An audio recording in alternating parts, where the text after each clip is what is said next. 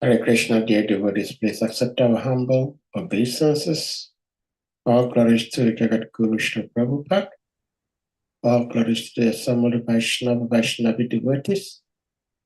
And all glories to our speaker for today, His Grace Salika Prabhu. Salika Prabhu has been rendering this amazing service for so long that very few people can actually do it or maybe willing to do it. And that is always making himself a plan B. Because our revered speaker for today had a situation that could not let him be with us today. So His Grace stepped in. So we thank you for doing this service all the time. And without wasting further time, we're going to put the verse on the screen.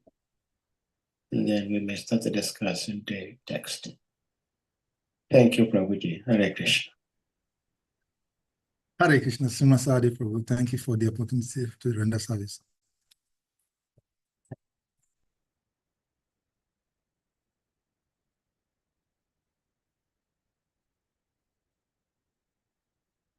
Om Namo Bhagavati Vasudevaya. Om Namo Bhagavati Vasudevaya. Om Namo Bhagavati Vasudevaya. Om Namo Bhagavati Vasudevaya.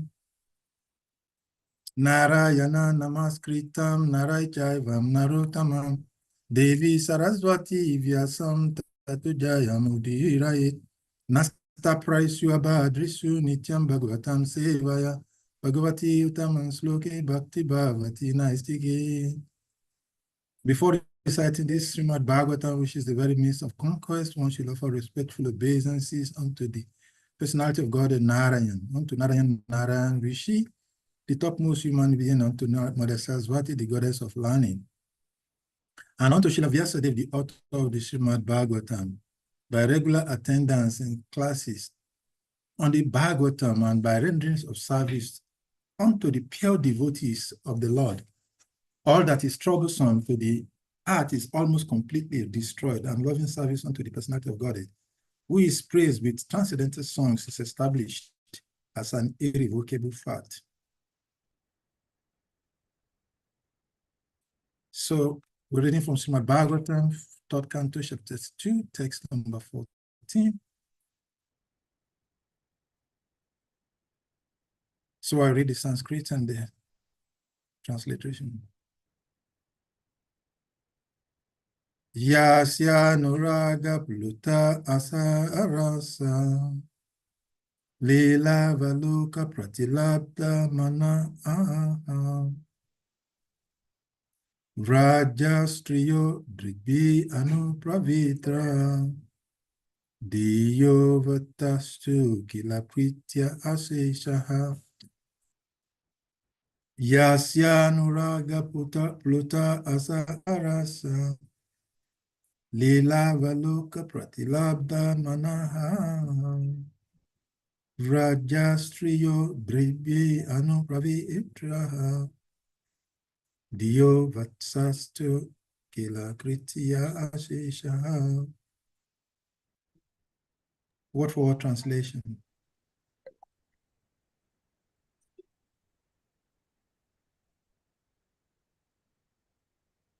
Word for word translation. Yasya whose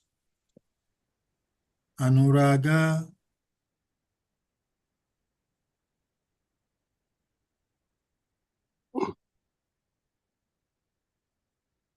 attachment, pluta enhanced by asaha laughter, rasaha rasa humus, lila pastimes, avaloka glancing, pratilabda obtained, thereof, manaha anguished, rajastriya damsels of Raj, deeply with the eyes, Anupravritaha following, Diya by intelligence, Avasta too sat silently.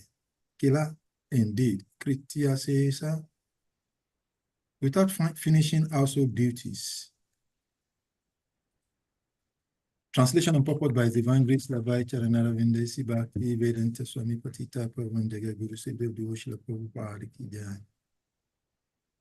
The damsels of Raj, after pastimes of laughter, humor, and exchanges of glances, were anguished when Krishna left them. They used to follow him with their eyes, and thus they sat down with stunned intelligence and could not finish their household duties. Purport by Divine Grace Prabhupada. In his boyhood at Vrindavan, Lord Krishna was notorious as a teasing friend in transcendental love to all the girls his age. His love for them was so intense that there is no comparison to that ecstasy. And the damsels of Raja were so much attached to him that their affection excelled that of the great demigods like Brahma and Shiva. Lord Krishna finally admitted his defeat before the transcendental affection of the gopis and declared that he was unable to repay them for their unalloyed affection. Although the gopis were seemingly anguished by the Lord's teasing behavior, when Krishna would leave them, they could not tolerate the separation and used to follow him with their eyes and minds. They were so stunned by the situation that they could not finish their household duties. No one could excel him, even in the dealing of love exchange between boys and girls. It is said in the revealed scripture that Lord Krishna personally never goes beyond the boundaries of Vrindavan. He remains there eternally because of the transcendental love of the inhabitants. Thus, even though he is not visible at present, he is not away from Vrindavan for a moment. Hare Krishna. Umagyanam timirandasya gyanam gyanam shala akaya shakshu militam jena tasmai shri gurave nama Sri Chaitanya Manobishtam Stapitam Jena Bhutale Swayam Rupam Kadamayam Dadati Swam Padantikam Bandeyam Sri Guru Sri Yutta Pada Kamalam Sri Guru Vaishnavam Saha Sri Rupam Sagirjatam Ragunatam Tam Saajivam Sadhutam Savadutam Parijanam Sahitam Krishna Chaitanya Devam Shri Radha Krishna Padam Sagana Lalita Sri Vikatam Shan.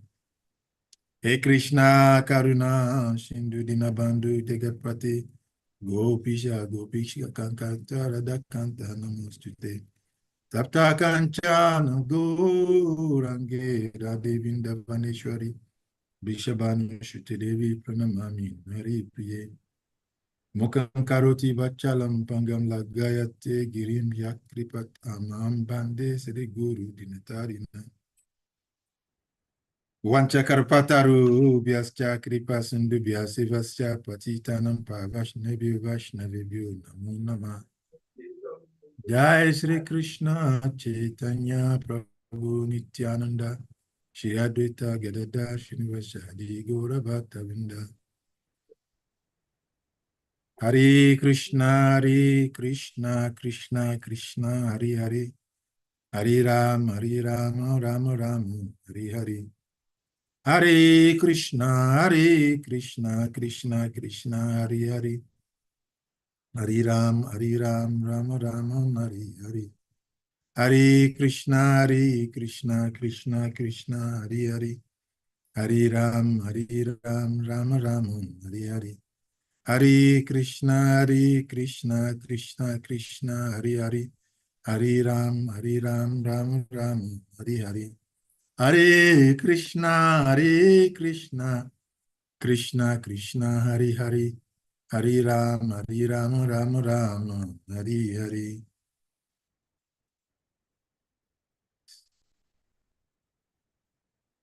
The damsels of Raj, after pastimes of laughter, humor and exchanges of glances were anguished when Krishna left them. They used to follow him with their eyes, and thus they sat down with stunned intelligence and could not finish their household duties. Hare Krishna. So, welcome to the Srimad Bhagavatam class. Before trying to speak today, we request the blessings of the previous acharyas, the Vaishnava pure devotees of the Lord, God brothers, God sisters, God son, God brothers, and all those who are assembled on this platform and those who are listening from other channels, that they give us the blessings so that we might be able to render this service of sharing the pastimes of the Supreme Personality of Godhead. So here we're hearing the continuation of the discussions about the descriptions of the pastimes of the Supreme Personality of Godhead. And this is interesting because we're talking about the most exalted devotees of the Lord.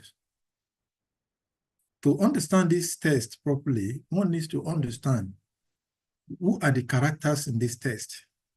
We're talking about the Supreme Personality of Godhead. And we're talking about his friends, the gopis. Generally, when the gopis' pastimes are described or mentioned, there's this general tendencies for people to think that to say that they are village girls, uneducated, young village girls in Vrindavan. And so those who are non-devotees, sometimes they feel, well, they glorifying that personality, they're expressing that because of their naivety. But the reality is that we're talking about the Supreme Personality of Godhead, whom all the revealed scriptures have glorified as the origin of everything. When you want to understand the person, friend, you look at the person that is being befriending, and then you can classify the personality of the person. Sometimes the gopis of Vrindavan are called just young village girls, uneducated. But can somebody who is just an ordinary person becomes the friend of a governor, mayor, or president of a nation? These are personalities that are direct associates of the Supreme Personality of God. And so this gives us the background of the personalities that we're talking about. When we talk, the activities of the gopis of Vrindavan in relationship with Krishna, the Supreme Personality of God, they sound so simple. But when we look back into our scriptures and explained by our acharyas, it is explained that these gopis who have become gopis in this present dispensation, in this lila of the Supreme Personality of Godhead, are not just some just naive, innocent, uneducated village girls. This is said that in his incarnation as Lord Ramachandra, when he entered into the forest of what's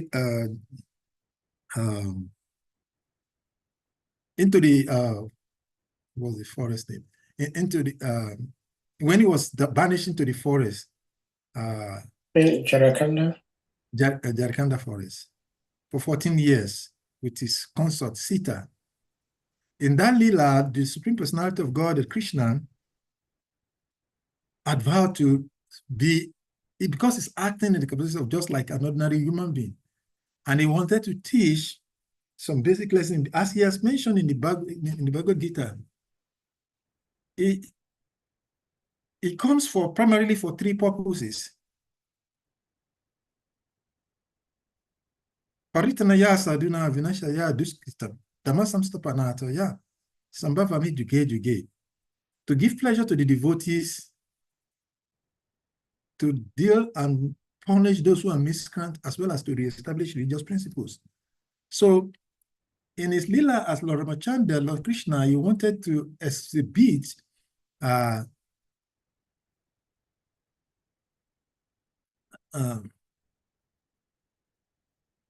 he wanted to exhibit the qualities of a perfect human being, a perfect leader.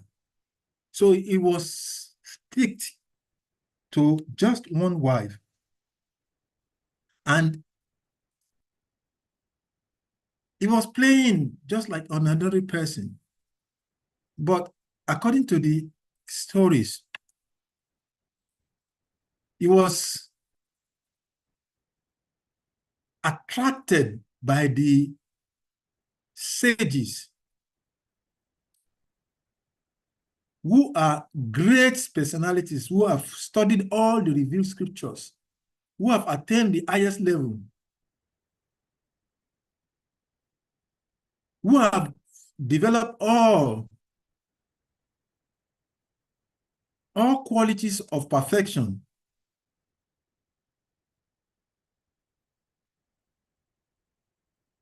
Is Dandanka Forest, and Prabhu, I think you put a question in the chat room. It's in Dandaka Forest. So these are personalities who have attained all forms of perfection for spirituality. And when the Lord Ramachandra appeared to them in the forest, they became attractive to him and they wanted to relate with him in the mode and amorous pastimes, like as their husband. They developed that mood of relationship with Krishna. But because in that life, Lord Krishna in the form of Ramachandra could not fulfill the desire in that incarnation. So he gave them his blessing. He gave them his blessings. That in his next Jamma, in his next incarnation, they will all have the opportunity to have him as their husband. So these are the gopis that is being described here. So they're not just ordinary village girls. They are yogis. They are personalities who have perfected all forms of yoga system. They have perfected all forms of knowledge. And because they could not engage in that relationship with the Lord in the Dandaka forest, he gave them the opportunity to become his associates in this life in the form of gopis and gopas. So these are the personality that we're talking about here. So it is sometimes easy when we say that, when we read in the literary past tense of the Lord, when it is described that the gopis of Vrindavan are just simple girls, village girls. They're not just ordinary personalities. They are greatest personalities who have attained perfection of all religion. Lord Krishna, the Supreme Personality of Godhead, in the Bhagavad Gita mentions that which is the perfection of the living entity's engagement. Lord Krishna says, just meditate on me, worship me, offer obeisances to me. This said, attain the perfection of all meditations. So, having attained all of that, only then they can be able to relate to Krishna in these pastimes of this manner. So their activities are not just ordinary activities. They are activities of the most exalted devotees of the Lord. In other words, for one to be able to experience and exhibit this kind of experience, it does not just happen. It comes after one has come to that level of perfection of love of God. And because Krishna is the most supreme personality of Godhead, as has been established in all revealed scriptures, in the Isupanishads, it is said, Ishwara Paraman Krishna Satchidananda Vigraha, Anadyadi Govindam Sarva Karanam Karanam. Krishna is the origin of all origin, is the cause of all causes, is the controller of all controllers. So this personality, who is the supreme personality of Godhead, is playing with his associate, with his friends. So just like in the material experience, no one can be the friend of a great personality unless that person also is great. It takes only a great personality to become great, or to exhibit the qualities of a great, or to be in the association of a great person. So therefore, this test is not just talking about some ordinary personalities. It's talking about the highest level of devotees who have perfected all forms of ritualistic endeavor, who have perfected all kinds of mysticisms. They have perfected all knowledge. And so therefore they are able to exchange in this pastime with the Supreme Personality of Godhead. When we see a great personality in association of those around him, even in a material sense, for someone to be employed, even as an ordinary servant of a great man, he must ask a class. The other day, Sadi Prabhu was giving a lecture, and he was explaining a recent event that happened in the United States of America.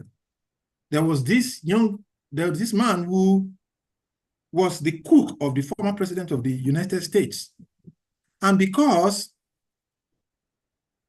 he was the cook of that of the most exhausted person in the States, there was an accident that causes his sudden death.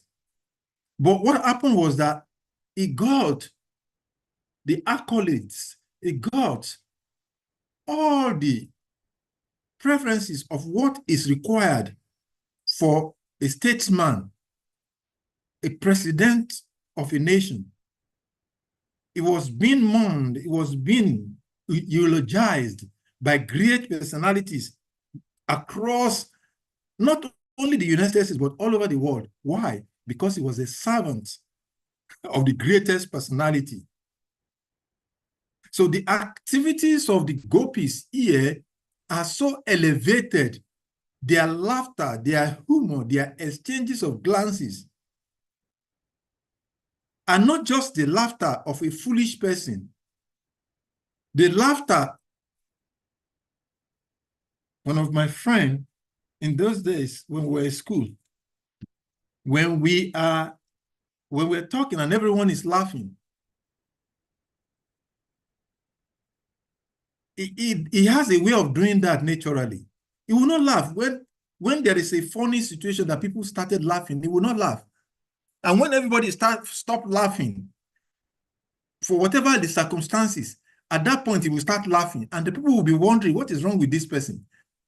There was a funny situation and everybody was laughing, but he wasn't laughing. And when everybody has stopped laughing, then he started laughing. Is he crazy? Is he mad? And he always says something in those days. He will say, well, a rich man doesn't laugh like ordinary persons. You people are laughing ordinarily. Rich men like us don't laugh ordinarily. Interestingly, he came from a very humble background. He is coming from a very affluent or opulent family, but he carried himself in that manner. So, in other words, there are activities at the highest level of bhakti or devotion to God that looks like an ordinary activity, but they are not the same. And it takes only one who acts the eye, the mind, the conception to be able to understand. And when the mood changes to anguish, it is as the same as that of the laughter of the gopis, because they are all manifestation and expression of the highest level of ecstasy. And Prabhupada is explaining in the purport that there is nothing comparison to this level of ecstasy. This ecstasy that the gopis are exhibiting cannot be compared to anything in this material world, because their ecstasy is not born out of something that is external. It's not born out of winning a lottery. It is born out of a high level of devotional sentiment. And Krishna, because he wants to give pleasure to his devotee, he takes that mood and he teases the gopis and the gopas. And when he does these teasing businesses, it gives so much of great pleasure. When Radharani, when she will start chastising Krishna, giving him names. Ordinarily, people frown at being criticized as being chastised. But Krishna himself, he derives a great pleasure in such a chastisement of the gopis.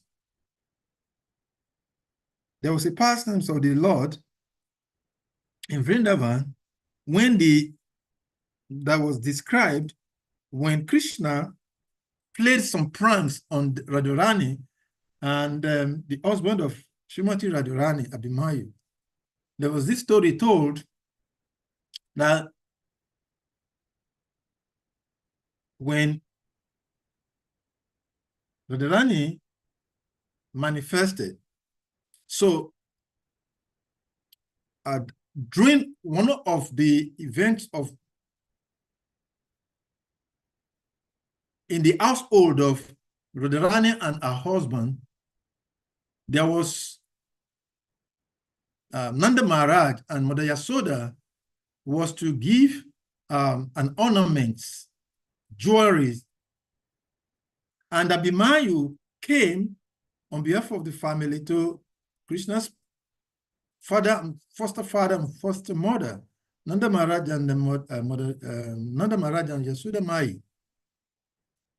to take the ornaments to give to Radharani. And it was explained that Abhimanyu is the husband of Radha.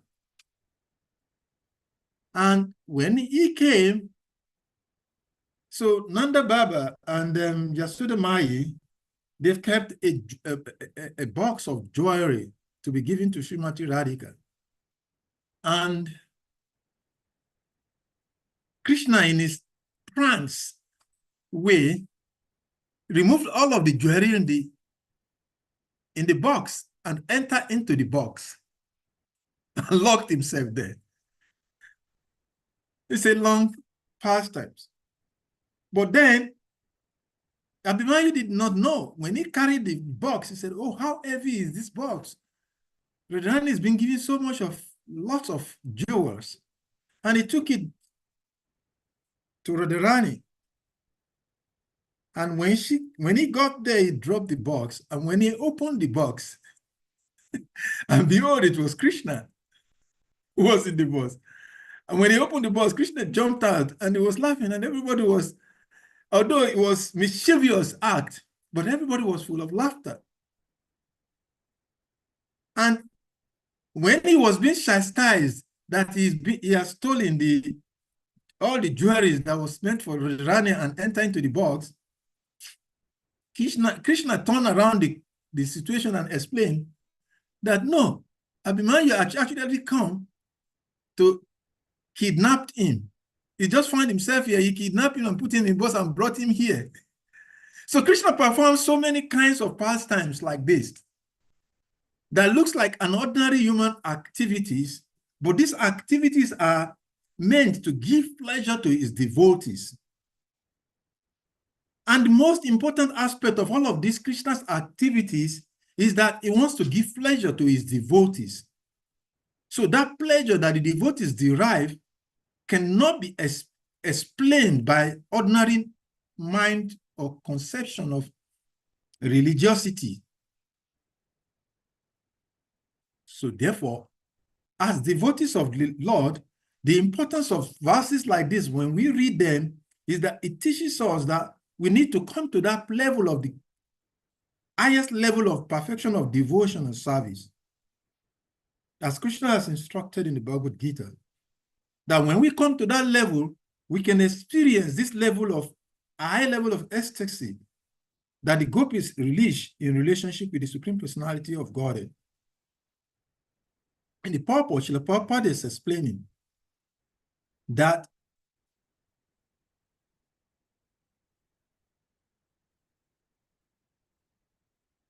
the love of the devotees of Krishna, the gopis, are so exalted that Krishna himself, he accepted defeat before the transcendental affection of the gopis, because their love is so intense. So the Lord himself says that he is defeated by the loves of the gopis. He is unable to repay them for their unalloyed affection. And to exhibit this, Krishna,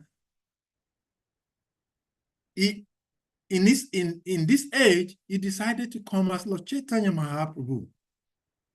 Because the love of the gopis for Krishna gives them so much of ecstasy that manifests in this different flavor of ecstasy that is described in this verse: laughter, humor, glances, anguished.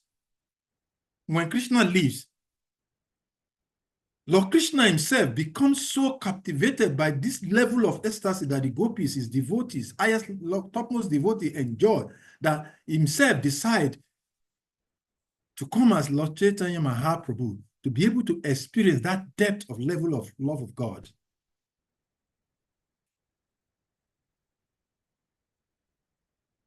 So when Krishna will leave them, these gopis of the Vrindavan, out of their deep loving sentiment for Krishna, cannot relate to the separation of Krishna. So they express different levels of ecstasy. Their anguish, their laughter, their humor are all the same, because it is the experience of the highest level of ecstasy, ecstatic love of God.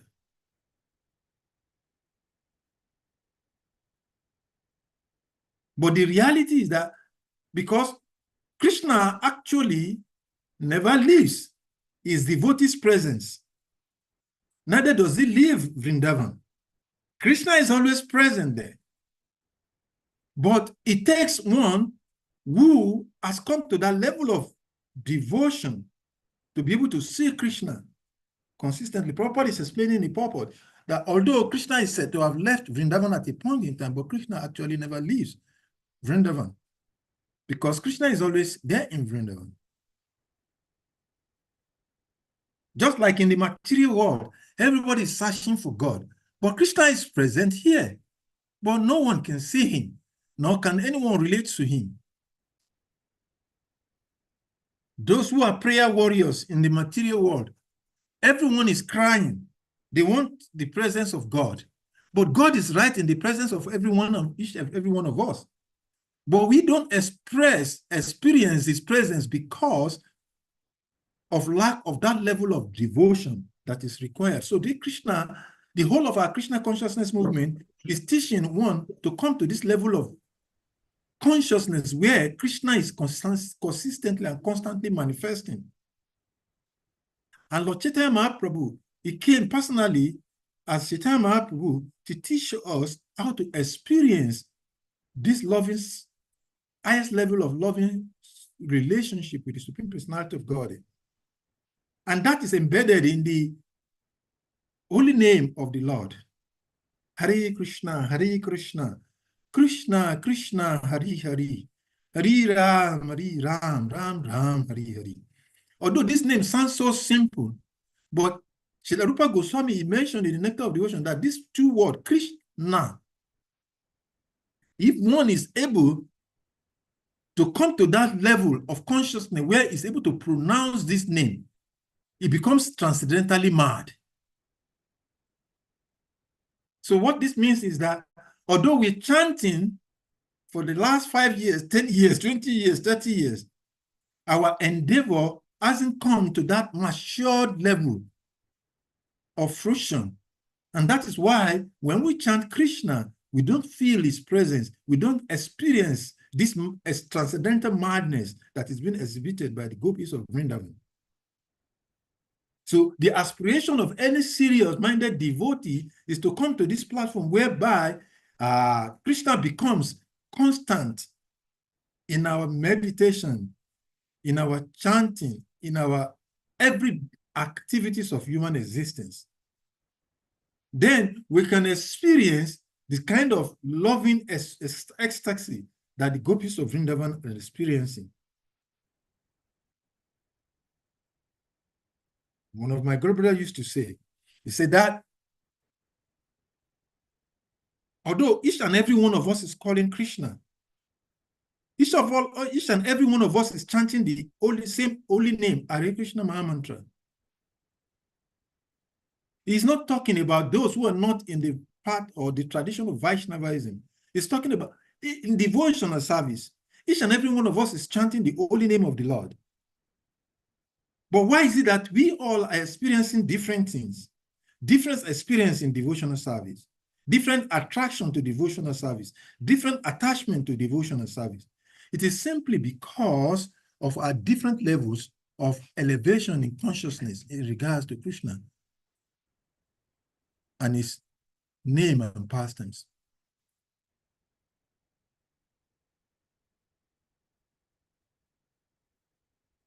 So the gopis of Vrindavan are showing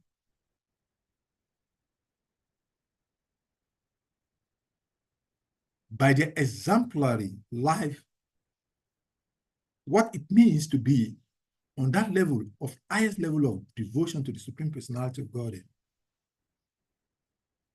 In his lila as Lord Chaitanya Mahaprabhu, Lord Chaitanya Mahaprabhu taught many of his disciples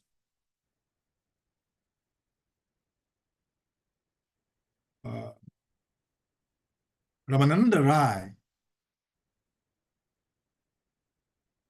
this pastime with Lord Ramananda Rai, where Lord Chaitanya Mahaprabhu sent one of his disciples to go learn from him before Lord Chaitanya Mahaprabhu's conversation in Madhya Lila.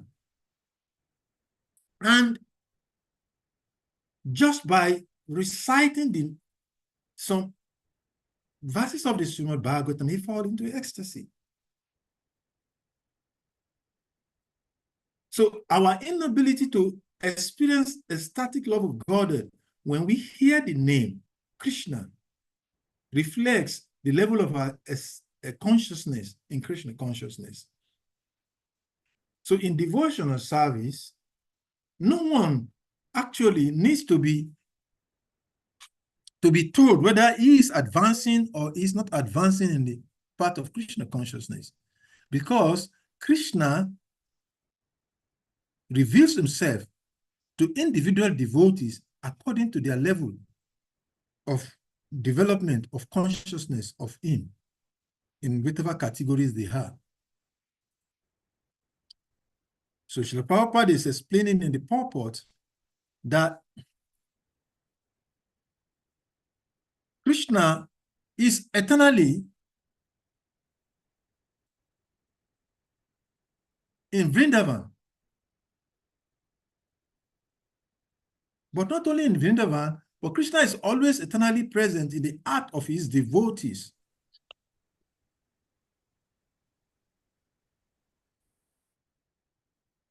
A devotee of the Lord cannot for any moment loses the vision of Krishna because of his consciousness of Krishna and Krishna consciousness. And that is what is required of us as sadhakas, or one who is practicing to become a devotee of the Lord. Our level of advancement in Krishna consciousness is expressed by how we constantly, in our talks, thinking, feeling, and willing, experiences Krishna. The pure devotees of the Lord, in their thinking, feeling, and willing, expresses Krishna at every moment because they are constantly connected to Krishna in Krishna consciousness. And Lord Krishna himself in the Bhagavad Gita has given us the way by which we can achieve this. No, just constantly think about me. But thinking about Krishna is not easy. It's not of everyone. If not, everybody will have attained love of God. And the secret behind remembering Krishna constantly, always, is that once you follow in the footsteps of the acharyas, and that is why Srila Prabhupada gave the highest or the greatest of gifts to the world by giving us this Hare Krishna Maha Mantra. That by chanting this holy name of Krishna, Hare Krishna, Krishna Krishna, Hare Hare, Hare Ram, Ram Ram, Hare Hare. we constantly are able to associate with Krishna. And then, in a static love of God, we experience the Lord's pastimes. The damsels of Vraj are, in this verse, expressing different mellows of ecstatic love of God. When a materialistic person is lamenting, he's not lamenting because he's feeling pleasure, he's lamenting because he's actually suffering, he's feeling pain. But the gopis of Vrindavan, whether they are laughing or they are expressing anguish as a result of separation from the physical presence of Krishna, they are not in any way experiencing pain, because that supposedly pain is a manifestation of different love of God. In the nectar of devotion, Srila Rupa Goswami, he gave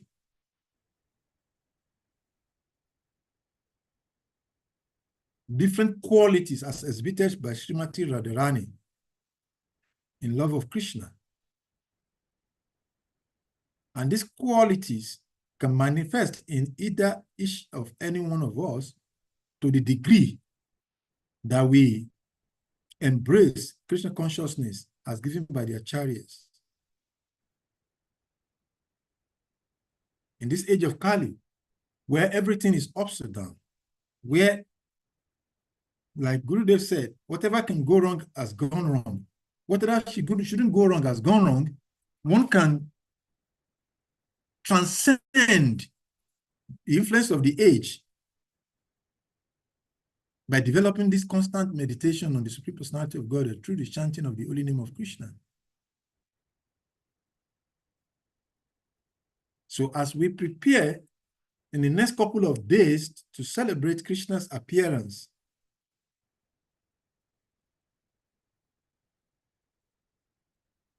it is an opportunity for each and every one of us to reflect, how much closer have I come towards Krishna in my Krishna consciousness? It is not about how many years we have been on the path of devotion and service. It is about how consciously we have been able to come closer to Krishna.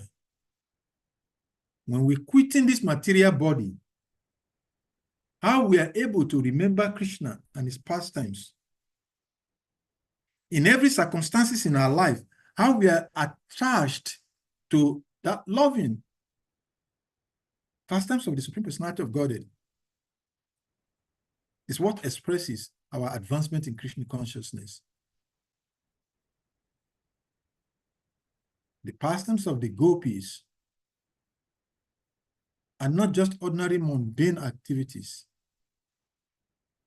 They are transcendental ecstatic activities at a very high level of bhakti. And we are being given these pastimes just to attract us to come to that level of consciousness. That is the whole essence. And that is why Krishna says, Jamma kama chame divyam. Ivam yo veti tatta deha punajama, night imam, it is so Arjuna. That one who understands this transcendental nature of my appearance and activities, pastimes, upon quitting this body, he will not take birth again in this material world. What is there to understand in this lila of the Lord and the gopis? The understanding is that we should develop to that state of consciousness where we'll never forget Krishna at any moment. Until and when we come to that stage where we constantly, always remember Krishna in every dealings. Just like Krishna instructed Arjuna, that Arjuna, while fighting, think of me. So as we do all our activities, like Govinda Prabhu always exhibit for us, while driving the transcendental private jet, is always on the Bhagavatam class. That is what Krishna consciousness is all about. That in whatever activities, in whatever discussion, in whatever circumstances, we should constantly always connect to Krishna. That is the essence of all of these pastimes. One does not need to strenuously struggle to understand Krishna, because by strenuous endeavor, by deep level of austerity, one will not be able to understand him. What would give one the understanding of Krishna is this process of constantly engaging in Krishna consciousness. And Sri Prahlad Maharaj, he has given us the 9 processes of bhakti, starting from Sravanam, then Kirtanam, and Smaranam. So these 3 core beginning, 3 first of the 9 is very crucial and essential. That is the purpose of the narration of all of these pastimes, to encourage us to come to that consciousness, that level where we constantly, always remember Krishna. And only one who works for Krishna, talk for Krishna, sleep for Krishna, can remember Krishna in such a way. And that is the old essence of our Krishna consciousness movement, to get everybody. And in summarizing, something transcendentally happened today. Presently, I'm in the Federal Capital Territory of Nigeria, where we're talking about freedom of religions and beliefs. And there was so much of, there was a representative of ambassador to the island. And when he was giving his goodwill message, he made some very interesting comments. And it sounded so simple when he was recognizing our presence as a devotee, but it created something that was unique. At the end of the tail of the program, one of the journalists that was there representing the national television, she was expressing that throughout the whole of the event today, he said, I kept on doing only one thing. Although I'm physically here with all of you, but 90% of the time today, I was reading online everything about Krishna and Krishna consciousness, because until today, I've never heard about Hare Krishna or Krishna movement. Said I used to think that I'm a very educated person when it comes to religious matter. He said, but I've never had the opportunity to come in the presence of a Hare Krishna person. So 90% of the whole of the program, I was 90% hearing and meditating only on Krishna and Krishna's people, because I was curious and I was very full of laughter. Because I consider that the success of the engagement today, that at least one person among about 200 participants in that was able to think of Krishna. He said, I was just browsing my phone and I came to realize that it's a whole world and I want to dive into this world. That was his comment at the end of the program. So our Krishna consciousness means that the pastimes of the Lord, the narration of the pastimes of the gopis of Vrindavan are all to give us the same thing that this particular lady experienced, that as we hear these pastimes of the gopis, it keeps us in constant remembrance of Krishna and never forgetting him for a moment. So, in summary, like I said, we should become like that journalist. I think her name is Alima or something like that. I ended up giving her some free books when we finished, but she's a perfect example of what this verse is teaching us, that as we've come in contact with Krishna, we should constantly keep Krishna in our head and never forget him. And that would bring us someday, sometime, to the platform of what the gopis of Vrindavan are experiencing. Because that is the purpose why the Lord is enacting that pastime with his most exalted devotees, the gopis of Vrindavan. So I'll stop here. Thank you very much for listening and giving the opportunity to render this service. There are questions or comments corrections or contributions? Thank you. Hare Krishna, thank you so much. It's Grace Salika Prabhu as always. Dear devotees, if anyone may have questions or comments you may want to share, realizations you may want to share about what has been shared by His Grace Salika Prabhu, you may do that. But just to let you know, His Grace Salika Prabhu has another engagement, so he may not be able to be here with us more than he needs to. So if anyone may have questions, you may go ahead and then ask.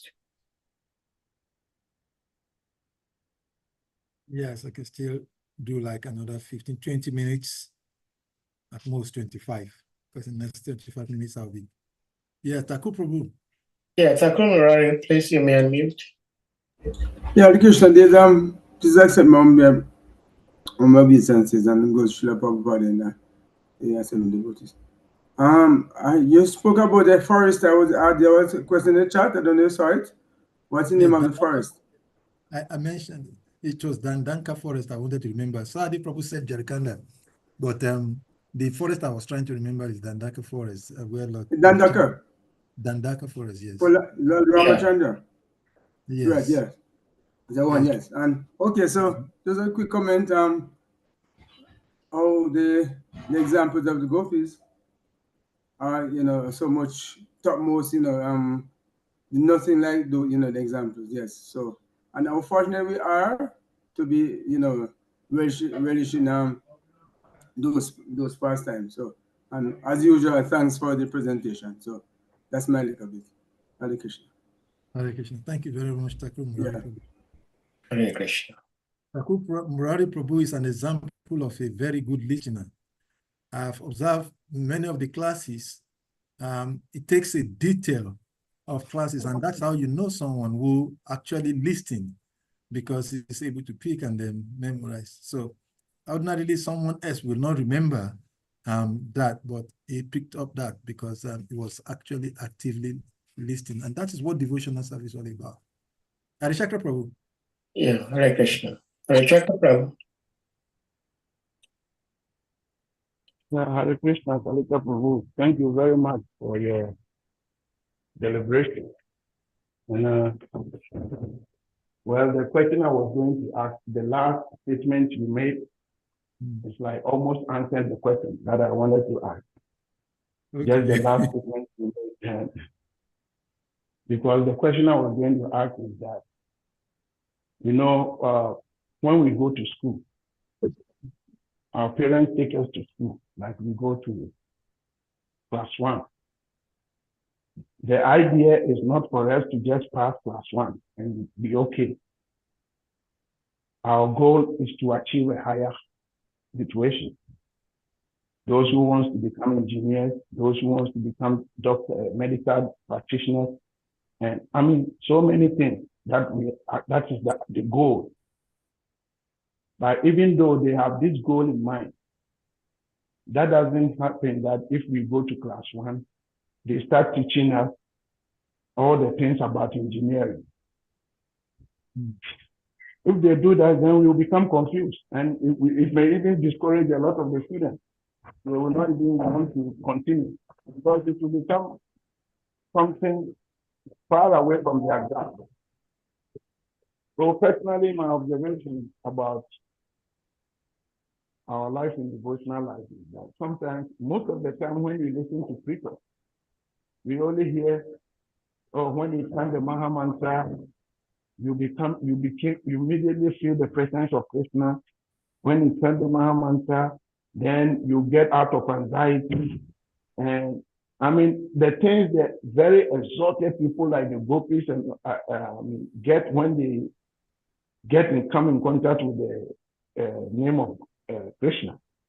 It's what we hear people telling us, what we hear our preachers tell us every day. And because of that, it looks as if we are not even grasping that. And it makes you feel like, it makes it look like is this mantra actually working? But if the preachers also usually give us the gradual processes, because when Krishna was telling Arjuna about the Bhagavad Gita, he didn't just jump in telling him about the three modes of material nature. He didn't jump about telling him about pure devotional service. He gradually prepared Arjuna by teaching him the constitution of the soul. And when you realize that you are the soul, then he sends him to the next level, what are the symptoms that will show. So my question is, like I said, that you partially answered the question. The actual question is, so what do we do? I mean, how do we have to be able to be modeled in such a way that at least if even I chant one Maha Mantra, what is the symptom that I will see? And if I'm able to realize that, then how is that? Then I know definitely that is going to encourage me to continue chanting. But if you tell me immediately you chant Maha Mantra once, then all the hairs on your body will stand on end, like the Haridas Thakura and all those exalted people were feeling. And I've been chanting all these years, and the hairs of my body is not standing on end. Then I'll begin to feel that is this thing actually working or not? So please. Thank you very much. Do justice to it for me, please. Thank you very much. Actually, you answered the question you asked by yourself already. But I know because you're asking this because you want to help other devotees to understand. Yeah, the interesting thing about devotional service is that in the beginning of devotional service, just like when we get into the education, you use the example of education. When we get into the nursery school or primary school or secondary school, any level of education, the excitement that we get just entering is almost the same as when we get to finish, because it appears as though the moment we have entered this school, we're already a graduate. But that is not the case. Before getting there, there are lots and lots of experiences that we'll go through that will reveal to us that nothing comes easy. I used to love this song by Bongos Ikwigwe, one of our local musicians. He sang one song in the early 80s, said, I've been searching for true love. I'll keep on searching for till I found. I know what I'm searching for is not found in this world, but I'll keep on searching for till I found. So he's expressing that love of God is not something that is in this world, but we are in this material world and we want to experience love of God. So it doesn't come just like that. Just like when we are hungry, the gap in between our hunger and getting to eat is a long gap. From even if we're not going to cook by ourselves, if we're just going to go into a restaurant, if we are just going to, even if we're not going anywhere, somebody is just going to bring the food and put in our presence and for us to eat. It does not mean that that is all. We still have to carry the food and put in our mouths. And the moment we start eating the food, we don't get satisfied immediately because the food that can satisfy is already in our presence. And the same thing with bhakti or devotional service. Devotional service, everything is already here in our presence. Everything has been given.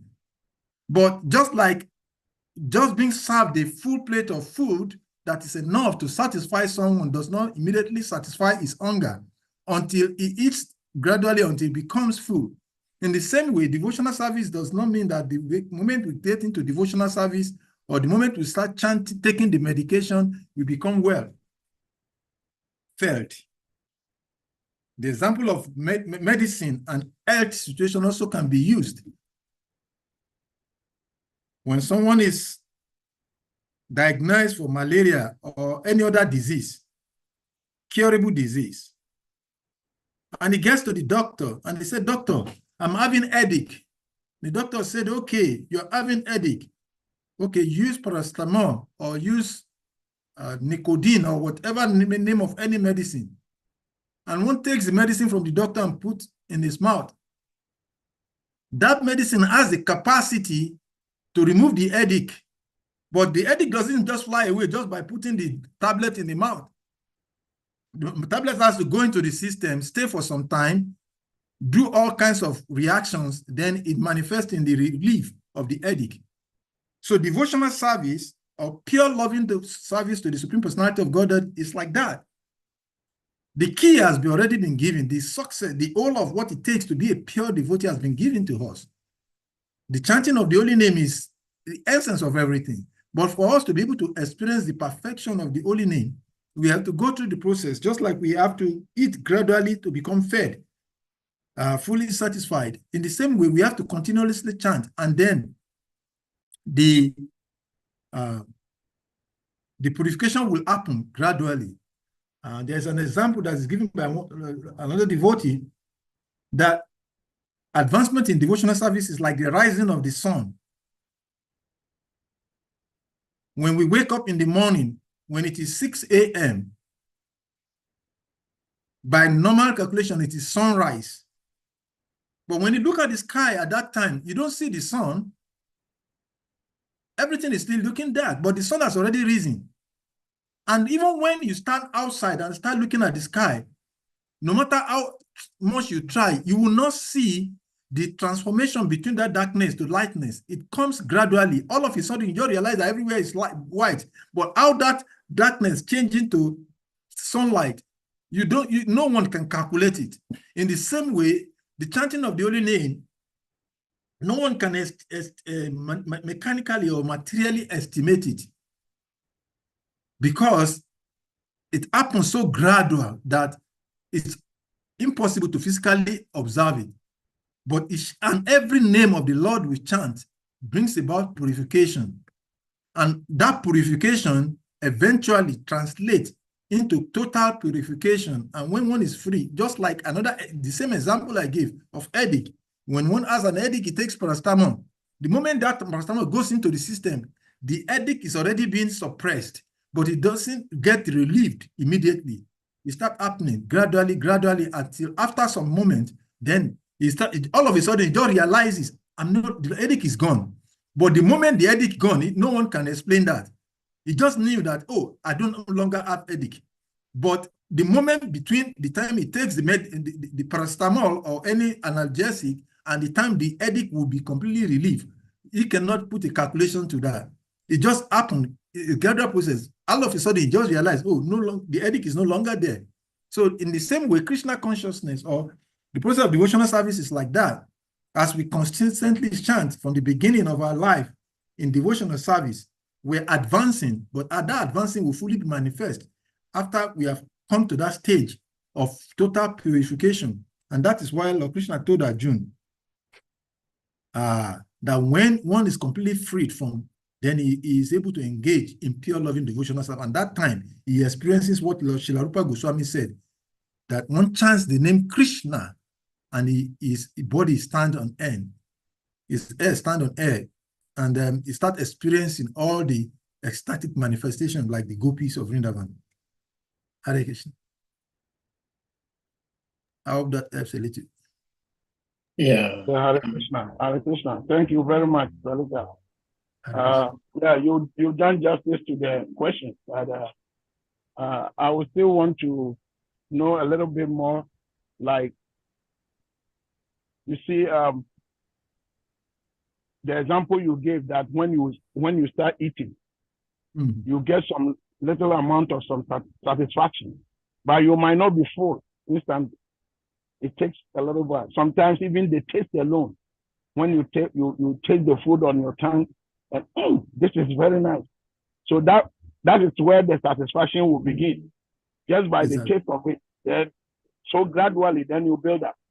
So the question I'm asking is there any like initial stages, like immediately you start chanting? Is there some like immediate initial symptom, something small that has to manifest in your life for you to actually be satisfied or be like hopeful that, oh, this thing, I think it will work. So if there is something little that you can experience right from the scratch, from chanting the holy name, please let us know. There are 6 characteristics of pure devotional service that Srila Rupa Goswami has given to us.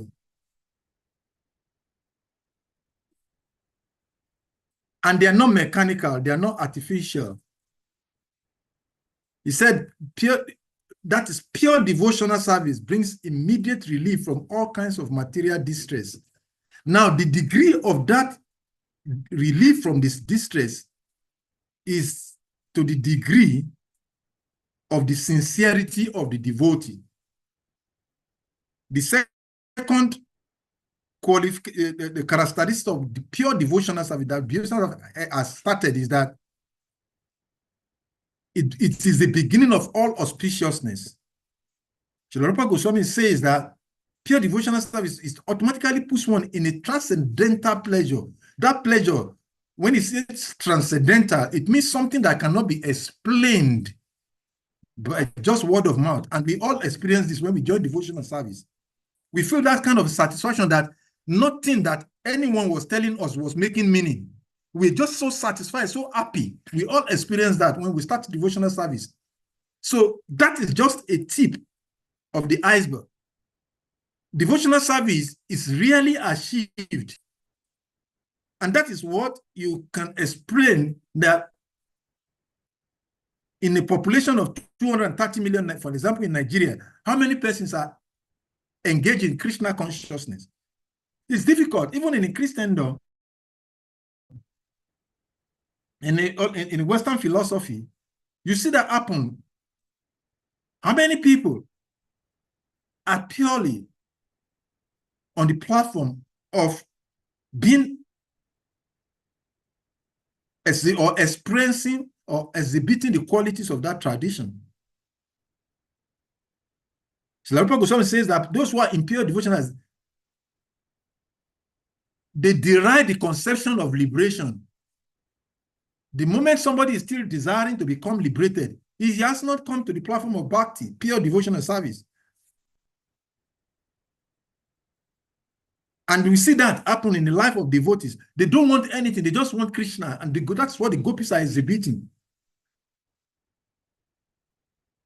And because it is the only means that attract Krishna, it is glorified that this pure devotional service is the highest of all achievements.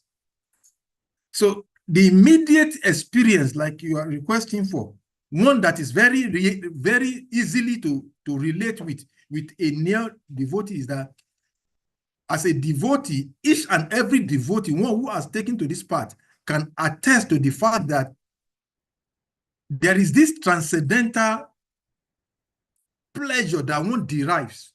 No one can explain it. Even yourself cannot explain it to other persons. The kind of pleasure you derive when you come in contact with devotional service, it's not something that can be given to somebody. It is something that is experienced by individuals. And to the degree we experience it, there's a saying that ignorance is not bliss. The fact is that the pure devotional service or engagement in devotional, even at the most elementary level, give you that kind of transcendental pleasure that among all of the 6 characteristics of devotional service, each and every devotee, one who has for once come in contact with the devotees and taken to this process of chanting, can relate to that. That kind of satisfaction, nothing compares to it. And we read all about those in the scriptures, Prahlad, Dhruva, and all many great devotees in the scriptures. But even in our own practical life, we all can attest to that experience, that when we take to the process of devotion, we feel that kind of a pleasure that cannot be compared to anything. And each and everyone has his own account of that experience. I have mine, you have yours. And everybody here, if you start asking one by one, can tell you the kind of pleasure. I mean, it takes that kind of a level of pleasure for somebody. Some of us fought with even with our family members just because we want to become a devotee. And what is that? Because we are feeling some kind of level of pleasure and satisfaction, which no one can convince us that it's not realistic. So devotional service is not something that somebody tells you. It's something that you experienced and express in your character. And that is what the gopis are doing. They're expressing that deepest love of ecstatic love of Godhead, which no one can give to you. You have to experience it.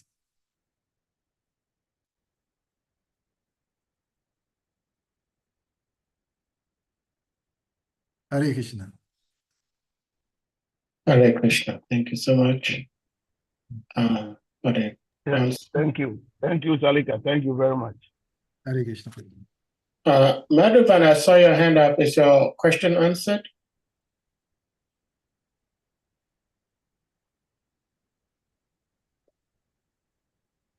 Well, probably, since you don't have enough time, maybe we may bring this to a close because you have to be in another engagement. Yeah. But thank you so much. Thank you so much for being with us and sharing your love with us. I love being here. Yeah, thank you so much. So with that being said, we're going to humbly request all the devotees to kindly unmute, and we all chant Hare Krishna Maha Mantra to express our appreciation to our revered speaker, His Grace Salika Prabhu. Jai.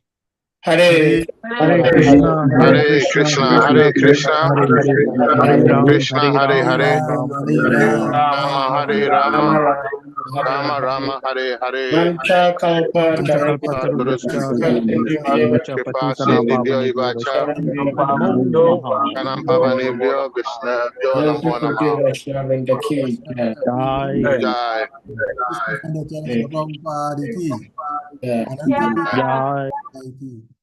Nitai Gura Piminande.